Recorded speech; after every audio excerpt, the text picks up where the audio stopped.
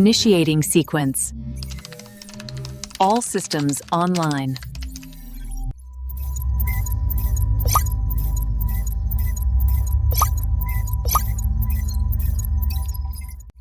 Secara matematis, ancaman terbesar abad 21 bukan AI, bukan climate change, tapi sesuatu yang invisible dan sedang terjadi sekarang juga. Probabilitas terjadinya 100%. 100%? Mato, kamu dramatis banget. Kalau di dunia nyata, ancaman terbesar itu ya, ketika orang-orang ngomong tentang komputer kuantum tanpa ngerti hukum fisika di baliknya. By the way, Kompi mana? Biasanya dia yang paling skeptis kalau kita ngomongin teori-teori gila kayak gini. Oh, Profesor Kompi, dia lagi melakukan advanced simulation di Quantum Lab. Dia bilang, butuh proper computational modeling sebelum ikut diskusi. Plus dia ngebawa Kubi sama Zira buat bantu simulasi kompleks. Simulasi apa yang bisa bikin Kompi sampai nggak mau join diskusi real time? Secara probabilitas, Kompi selalu prioritize live debate over background processing. Katanya sih, dia lagi modeling skenario Harvest Now, Decrypt Later, dengan variabel quantum decoherence yang Kubi provide, plus mathematical optimization yang Zira calculate. Dia bilang, nggak mau ngomong-omong kosong tanpa data empirical. Aduh, laptop error. Kenapa timingnya selalu pas lagi serius? Typical Kompi. Selalu mau punya data lengkap sebelum argue. Tapi secara hukum fisika, simulasi quantum systems itu computationally intensive banget. Pantas butuh bantuan Kubi sama Zira.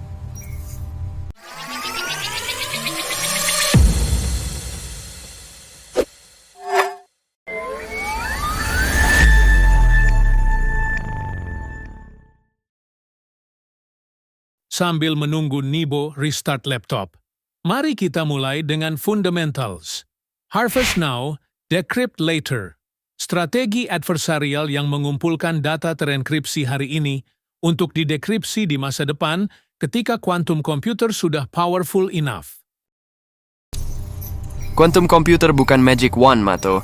Secara hukum fisika, butuh quantum coherence yang stabil, error correction rates yang impossible dengan teknologi sekarang. Oke, sistem normal lagi. Tapi guys, dari sisi implementasi, adversary nggak perlu wait sampai perfect quantum computer. Mereka cuma butuh cryptographically relevant quantum computer atau CRQC. Secara matematis, ini tentang asimetri temporal, shelf life cryptographic protection, potentially 5-15 tahun lagi. Wait, explain RSA vulnerability dulu. Secara hukum fisika, RSA security based on integer factorization problem. Classic computer butuh exponential time, tapi quantum... Shor's algorithm. Quantum computer bisa transform factorization problem jadi period finding problem. Terus, pakai quantum Fourier transform untuk find periodicity efficiently. Exactly. Kompleksitinya drop dari O2 pangkat N menjadi ON pangkat 3. RSA 2048 yang butuh billions of years untuk classical computer bisa broken dalam hours by CRQC. Oke, aku akui, secara teoritis memang katastrofik. Tapi realistically, quantum decoherence masih major obstacle. Quantum states extremely fragile. Coba, aku tunjukin kalian skenario serangannya. Adversary menyadap traffic HTTPS, koneksi VPN, email terenkripsi, semua disimpan di data center yang massive. Probabilitas data yang dikumpulkan sejak 2015 masih berharga di 2035. Sekitar 78% untuk data pemerintah, 45% untuk IP korporat, dan 23% untuk data personal. Tapi Mato, kamu anggap perkembangan quantum computer itu bakal linear terus? Kalau di dunia nyata, tantangan engineeringnya makin kompleks seiring ukuran sistemnya membesar. error rate makin tinggi, konektivitas antar qubit makin susah, plus butuh isolasi lingkungan yang perfect. Tunggu, sistem ngehang lagi. Frustrasi deh. Ini contoh sempurna masalah utang kriptografi. Sistem lama yang algoritma enkripsinya udah tertanam permanen di dalam kode. Jadinya susah banget buat diupdate.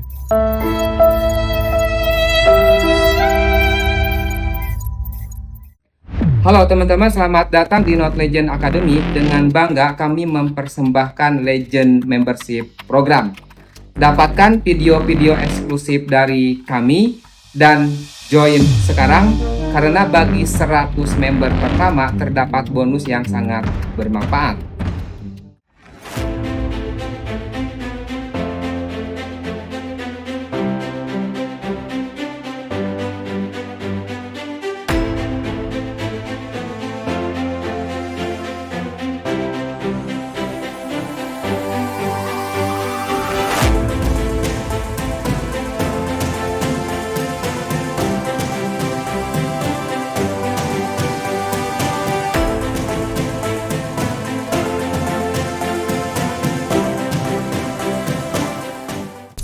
Oke, mari kita bahas siapa yang melakukan ini. Secara hukum fisika, penelitian quantum computing terpusat di negara-negara besar, Amerika, China, Eropa, Rusia. Berdasarkan laporan intelijen dan analisis traffic, probabilitas keterlibatan negara sekitar 94%. Pelaku utama yang dicurigai, grup APT dengan dukungan negara. Dari sisi sistem, aku mendeteksi pola yang enggak normal. Pengalihan traffic melalui infrastruktur Cina dan Rusia. Pencurian data besar-besaran dari jaringan pemerintah. VPN korporat. Yang bikin aku khawatir, ini bukan pengumpulan data sembarangan. Target mereka strategis, data yang masih berharga dalam jangka panjang. Nah, ini yang menarik secara matematis. Adversary itu nggak sembarangan ngumpulin data. Mereka punya strategi yang calculated banget. Secara matematis, adversary fokus pada evergreen data, data yang nilainya bertahan lama. Dan yang menyeramkan, peraturan compliance malah membantu penyerang. Regulasi kayak HIPAA, GDPR, SOX, mewajibkan perusahaan menyimpan data dalam jangka waktu lama.